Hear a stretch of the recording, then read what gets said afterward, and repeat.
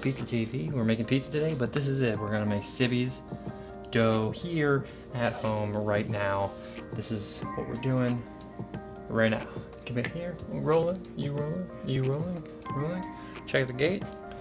It is time to make Sibies dough. 2.5 cups of all-purpose flour, 1/4 cup of oil, 1/4 cup of sugar. We got a tablespoon of yeast, teaspoon salt, and 1 cup warm water. We're gonna use warm water so we can get the yeast going a little bit. Here's some additional instructions that I may have forgotten to mention in the video, so you're hearing my voice now. You're gonna wanna mix all of your ingredients besides the flour. I'll throw the flour in a bowl. Flour. Bowl. And then throw in the rest of your wet ingredients. Yes. Just go for it, dive in. You're gonna get dirty, you're gonna get wet, and it's gonna feel a little bit gross at first, but just go with it.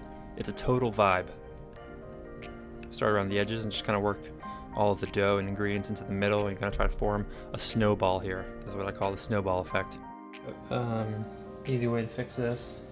If your hand's getting a little bit too sticky, you can do what we call the flour bath. Just grab a little extra flour here, rub it on your hands, get all those extra pieces out.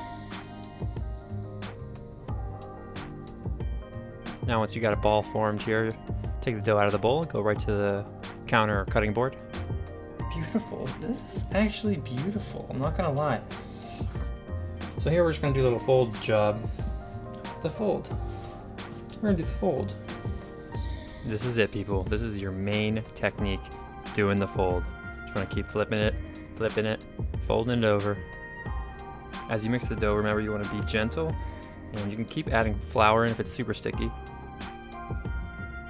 So we're gonna keep folding the dough over here, just trying to blend the ingredients. So as you fold, you wanna press firmly, but you wanna make sure that you don't tear the dough. Feel free to add some more flour here if it's getting really sticky. As your hands get sticky and you do the flour bath and you got these little clumps of flour, you can keep adding them in as you are mixing the dough. So now see how this is still kind of like chunky? See how it's a little bit bumpy, got these lumps and stuff in it? All these little flour clumps are normal. You want to keep going, you can keep incorporating them until the dough is kind of mixed together. You're looking for a smooth elasticity here.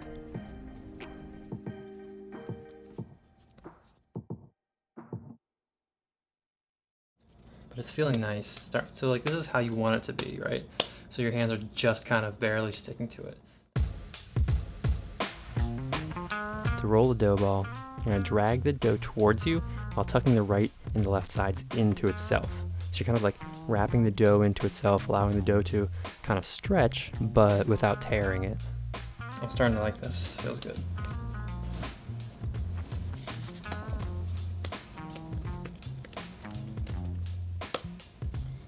Close this up, right? You don't want that.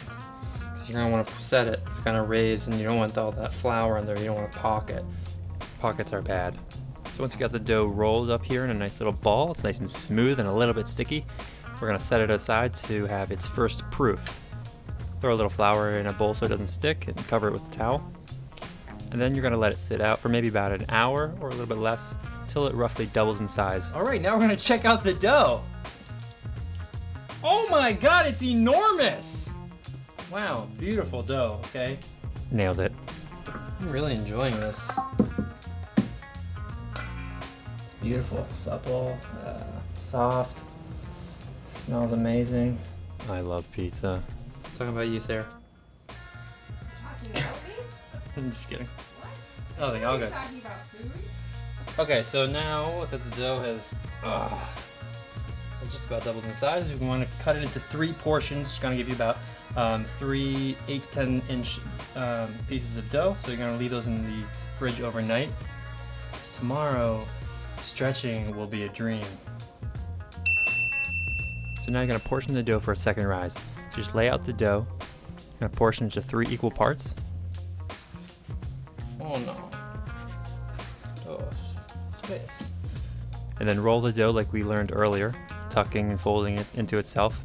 Make sure you pinch the bottom closed so you don't get an air pocket.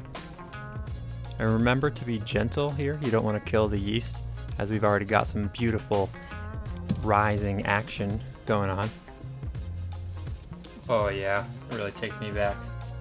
So once you got your balls into 3 equal portions here, we're gonna set them aside, cover them up, put them in the fridge.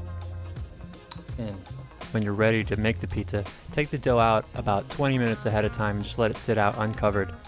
Just under room temperature is the perfect temp for optimal stretching action. Give it a try, let me know how it goes. Pizza.